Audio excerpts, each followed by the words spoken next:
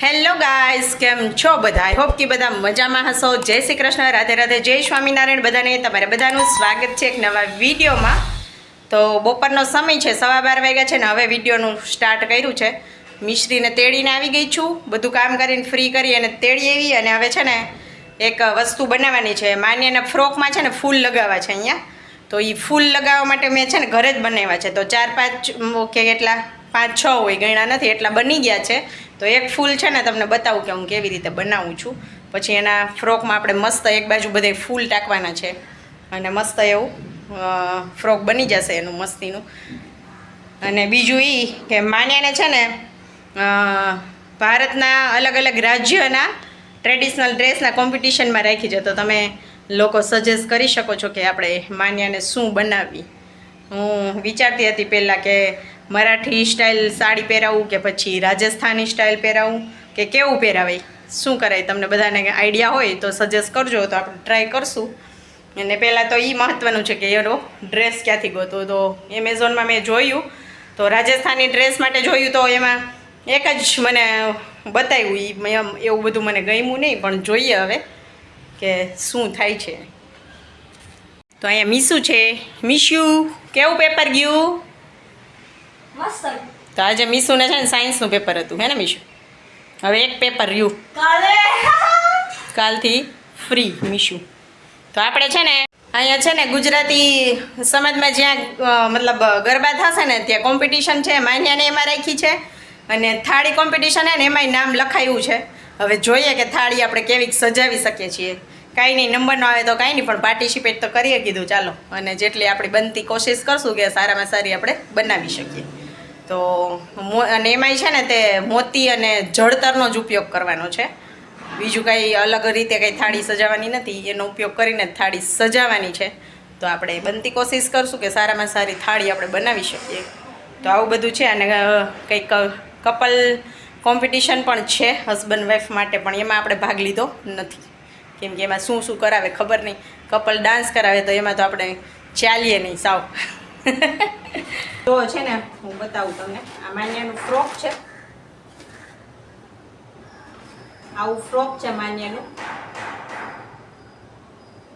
એમાં આપણે અહીંયા છે ને એક બાજુ બધે મારે આખામાં અહીંયા ફૂલ લગાવવા છે. તો પહેરાતા છે ને બહુ મસ્ત લાગે છે. તો હું વિચારતી હતી કે માન્યાને છે ને ભારતના જ વિવિધ રાજ્યનો પોશાક પહેરવાના છે એને. ગમે એ દેશના પહેરવાના હોત ને તો આ પહેરાવું ને તો ચાઇનીઝ જેવો લુક આવે. ચાઇનીઝ બનાવી દઉં માન્યાને. તો અહીંયા છે ને જો આટલા મેં ફ્લાવર બનાવ્યા છે. આ બધા જો ઊંધું છે, સોરી, જો શાયદ તમને દેખાતું હોય. જો આવું ફ્લાવર બનાવ્યા છે. તો આવા પટ્ટા પહેલાં બનાવી લીધા છે. ને આ પટ્ટા છે ને મમ્મી આવ્યા ત્યારે મમ્મીએ બનાવીને જ ગયા હતા અને એ ટ્રાય કરતા હતા. મેં કીધું તમને આવડે તો એને આવું બધું બહુ આવડે. તો આપણે એને બનાવવા માટે બેસાડ્યા હતા, પણ એને આવા ફૂલ નહોતા આવડતા. તો પછી મેં છે ને ટ્રાય મારી અને બનાવ્યા છે. જો એ નાના મોટા જ બનાવવાના છે. તો આ મોટું છે ને અને આ થોડું બનાવ્યું છે આપણે નાનું, એટલે કેમ કે ગોઠવવામાં સરખા પડે ને. હવે જે બનાવવાના છે ને એ વિચારું છું કે હવે નાના નાના જ બનાવું. કેમ કે 1 2 3 4 5 6 7 ફૂલ બની ગયા છે. 7 ફૂલ બની ગયા છે. અને જો મમ્મી છે ને આવું ટ્રાય કરતા હતા. તો આમાં દોરો ખેંચીને કાલે હું જોતી હતી. મિશ્રી મને કહેતી હતી કે મમ્મી આવું ટ્રાય કર્યું હતું, પણ આમાં છે ને આ ખેંચાતું નથી. હવે ખબર નહીં મમ્મીએ આમાં કેવી રીતે બનાવ્યું છે. એને છે ને જો કપડું જ અહીંયા પાછળ કાઢ્યું છે, કપડુંથી જ બનાવ્યું છે. પણ આમાં દોરો હોય ને તો દોરો ખેંચીને તોય બની જાય એવું કાલે બતાવતી હતી મીશુ. તો મેં આમાં બનાવ્યું છે ફૂલ આવી રીતે. તો આ ડબલ આપણે પટ્ટી બેવડી વાયરી હોય ને એને પછી આવી રીતે ઉલટાવી નાખવાની છે. આ જે પટ્ટો છે ને એને વચ્ચે લઈ લેવાનો છે. આમ મીશુ ધીમો પંખો કરતો બહુ ગરમી થાય છે. 2 ઉપર રાખજે એટલે અવાજ ન આવે. તો આ પટ્ટીને આવી રીતે કરીને એટલે ઓલો જે આપણે સાંધો હોય ને દેખાય નહીં. અને અહીંયાથી જો આવી રીતે આ છે ને આમ બેવડું વારી દેવાનું છે. પહેલાં અણી બેવડી વાળી અને આ રીતે લેવાનું છે. પછી આને થોડુંક એવું 2-4 વાર આમ વીંટી લઈએ પહેલાં.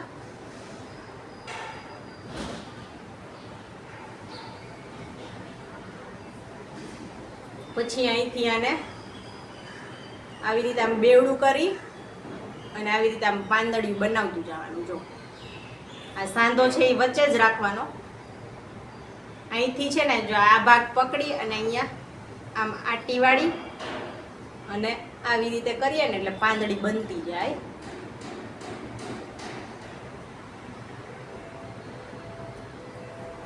આવી રીતે આમ કરી પછી આમ કરીને એટલે પાંદડીનો શેપ આવી જાય.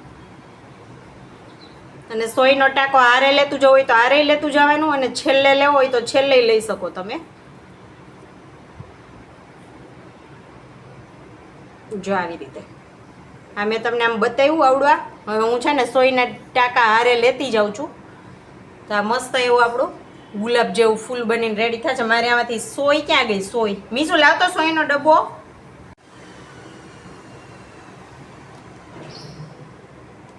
તો આમાં જો સોયના છે ને ટાંકા લેતું જવાનું અને જેવી રીતે મેં તમને બતાવ્યું ને,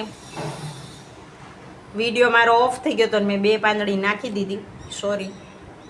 તો આ છે ને પટ્ટો સિલાઈ આને વચ્ચે જ રાખવાની, ભૂલી નહીં જવાનું, નહીં તો એ પટ્ટો પાછો છે ને સીધો થઈ જશે. અને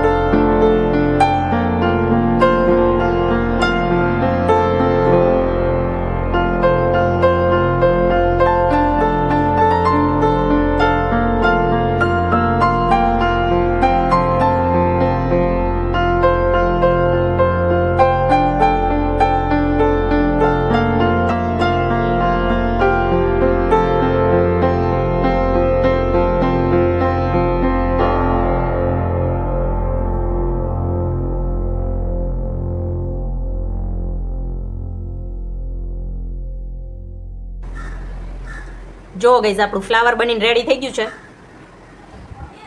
હા જો ગાઈઝ આવું ફ્લાવર બન્યું છે કંઈક. તો પાછળથી આમ છે ને ટીબા લઈ લઈને એટલે આવું બની જાય. જો આ બીજું છે, આમાં અણી બની છે પણ એ બધા ટાંકશું ને એટલે આમ સરસ રહી જશે બધા મસ્ત રીતે. તો હું છે ને ફાઇનલી ટાંકી લઉં પછી ફ્રોકમાં અને પછી તમને બતાવું.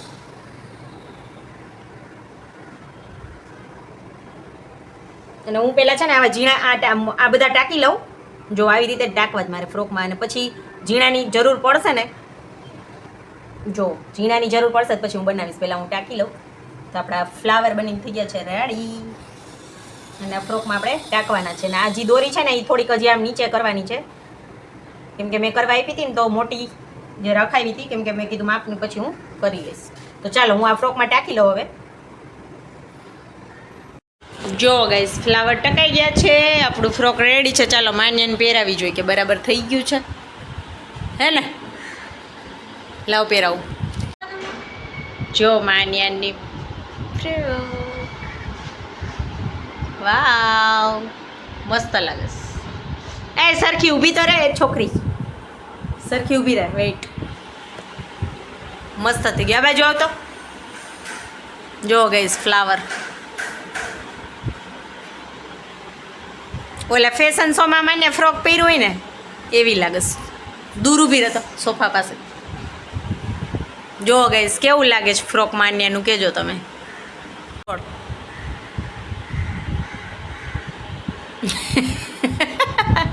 હા લાવ. જો અહીંયા બનાવવા છે પકોડા. તો અહીંયા મસાલો રેડી કરી લીધો છે. અહીંયા બ્રેડ ભરવાની ચાલુ કરી દીધી હતી પણ યાદ આવ્યું કે ચાલો વિડીયો લઈ લો થોડોક. અહીંયા લોટે રેડી છે. તો આમાં થોડોક ચોખાનો લોટ અને ચણાનો લોટ લીધો છે. અને અહીંયા આંબલીની ચટણી અને અહીંયા છે દહીંની ચટણી. તો દહીંની ચટણી થોડીક બનાવી નાખી છે. ચાલો પકોડા ભરી લઉં પછી ફ્રાય કરું. ચાલો જો અહીંયા આપણી બ્રેડ ભરાઈ ગઈ છે. લોટ રેડી છે. તેલ પણ ગરમ થઈ ગયું છે. તળવા માંડીને અહીંયા એક્સપેરિમેન્ટ કર્યો છે. જો રોટલીમાં મસાલો ભર્યો છે. ટ્રાય કરી કેવી થાય છે ટેસ્ટ કરવા માટે. તો આપણે રોટલી પકોડા બનાવશું.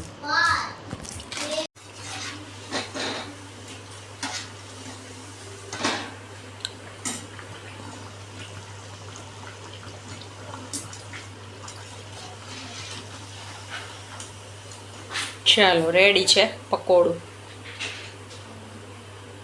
ચોખાનો લોટ નાખી એટલે સેજ કડક થાય અને તેલય ન જળે.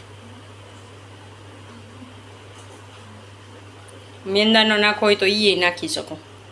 તો એમાં છે ને બહુ કડક ન થાય. મેં ડીપ કરી લીધું છે.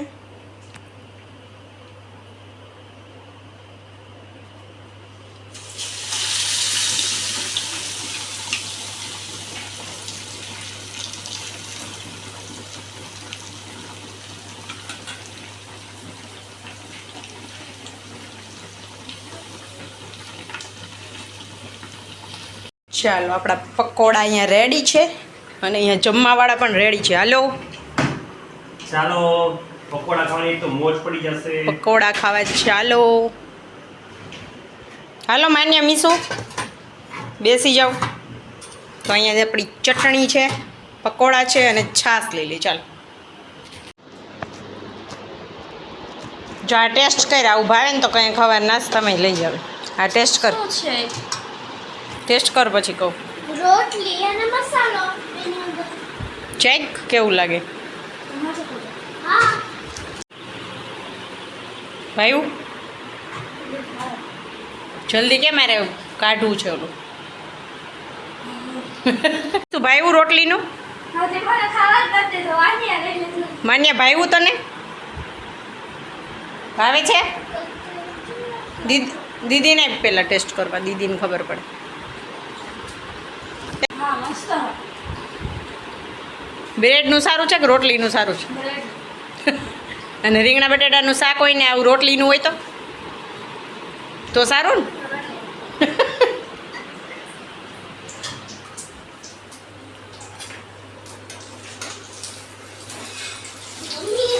હા રોટલી